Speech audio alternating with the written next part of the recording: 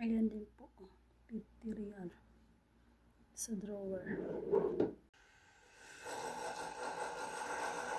Tatlo po yan, tag 500. Kaya ayan guys, yung pinapakita ko sa inyo. Dati yung pera doon sa drawer ng anak ng amo kong lalaki, 1,000 lang yun. 1,000. Isang taon na yun siya doon sa drawer, ang 1,000. Tapos ngayon, nakita ko ulit, 1,500. 1,500 na siya, nadagdagan na siya ng 500. Kaya yung sa kapwa ko OFW na nagsabing wala silang pera sa bahay kasi puro sila card. Mayroon po silang pera sa bahay. Yan.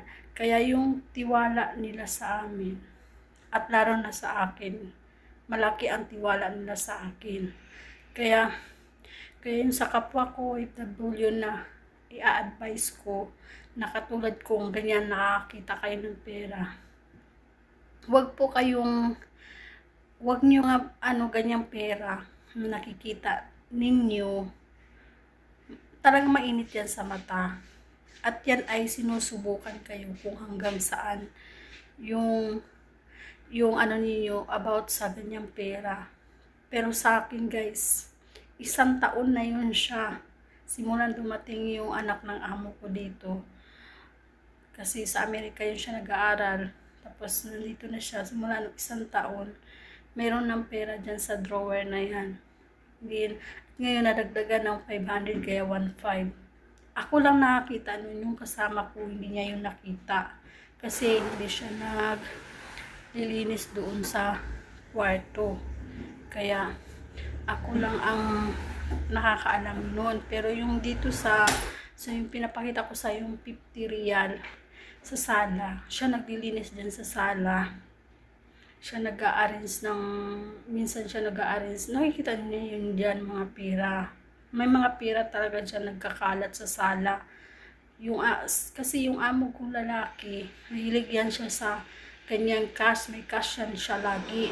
Tapos, nilalagay lang niya yan sa ibabaw ng lamisa, sa drawer, pakalat-kalat. Kaya yung tiwala ng amo natin, wag natin sisirain sa ganyang bagay. Kasi, pag once na masisira yun at tangkain mong kuhanin, hindi lang yung tiwala, kundi yung reputasyon mo masisira din.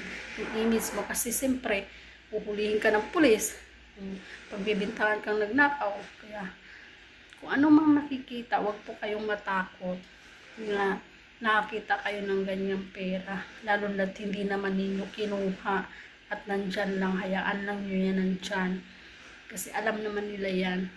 Kaya, yung tiwala ng ating mga amo, kahit ano pa yan, kakuripot, kahit hindi pa tayo huwag nating gawan ng bagay na makakasira sa atin at masisira yung tiwala nila sa atin. Kaya ayun lang guys, i-share ko sa inyo yung ganyang bagay. Hindi lahat ng amo dito na may pira sa bahay.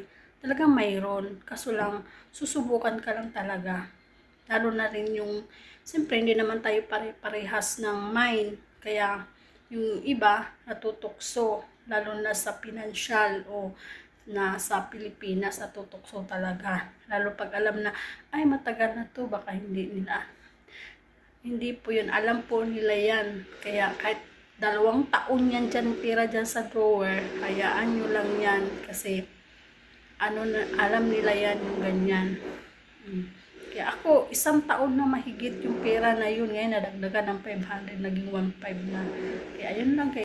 At saka yung pera, kikitain mo pa yung pera. Pero yung tiwala ng amo mo at yung mga taong nasa paligid mo, mawawala yun. Kaya, ano man yung nakikita natin dito sa bahay ng ating mga amo, lalo na sa pera, ay wag po tayong magiging niyan kasi nga ay yan yung uupain nila yan sa atin kung hanggang saan yung ano natin na hindi natin, kasi siyempre alam nila may ganito krisis sa Pilipinas, lalo na sa pamilya, ganyan, kailangan ng pera, pero huwag nating gawin yung ganyang, huwag nating tangkain magkuha tayo ng ganun, kahit magkanong halaga pa yan nandyan sa drawer, huwag nating ano yan. Kaya sa kapwa ko OFW, kahit anumang pagsubok sa buhay, lalo na sa ating pamilya, ay maging matatag po tayo at kumapit tayo sa Panginoon, dahil bibigyan tayo ng Diyos ng maliwanag na pag-iisip at masolusyonan ang mga problema, hindi sa ganung paraan na kuhanin mo yung matintal ka, matukso ka sa bagay na yan. Kasi kung matukso ka, yan na ang pagwawakas ng tiwala sa iyo. Diba? Kaya kailangan maging malapit tayo sa Panginoon at magdasal tayo palagi. Yan lang ang panlaban natin sa mga ganyang bagay. Kaya maraming salamat.